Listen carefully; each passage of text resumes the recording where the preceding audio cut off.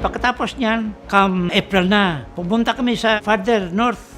Now, there was a report that they are going to attack the UN troops. Yun doon naman sa Yuldong. Just then, the Chinese and the Koreans were inaugurating the first phase of what they called Chinese Spring Offensive. Ang nangyari sa Yuldong, ang 10 Bay City nandito. To the right of the Bay City were the Turks, and to the left of them were the Puerto Ricans. There were now imminent signs that they were being attacked by the communists in mass. What the Chinese did was they massed their forces in the center, penetration, Dito nang atake sa atin.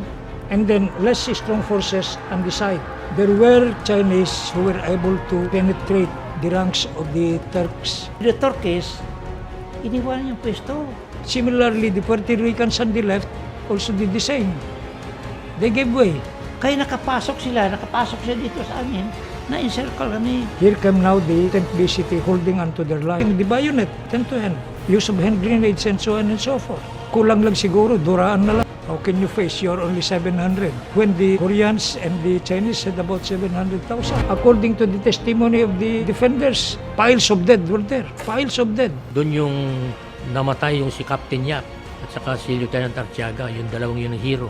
It was just like Quirino to send his only son at that time and his only son-in-law to the war.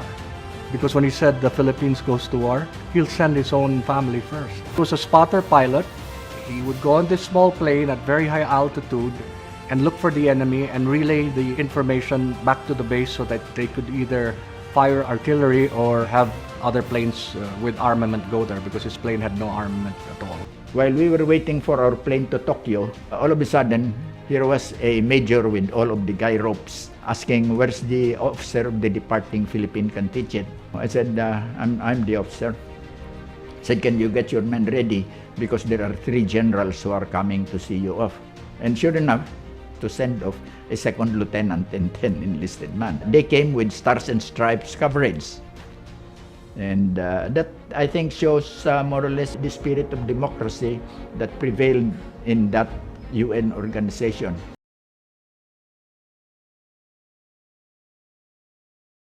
Am I the reason you get stoned every week now? Build up integrity, got you texting, emailing me, wanting me to feel with you. Baby, just face reality, move on. Sometimes it's hard to face reality.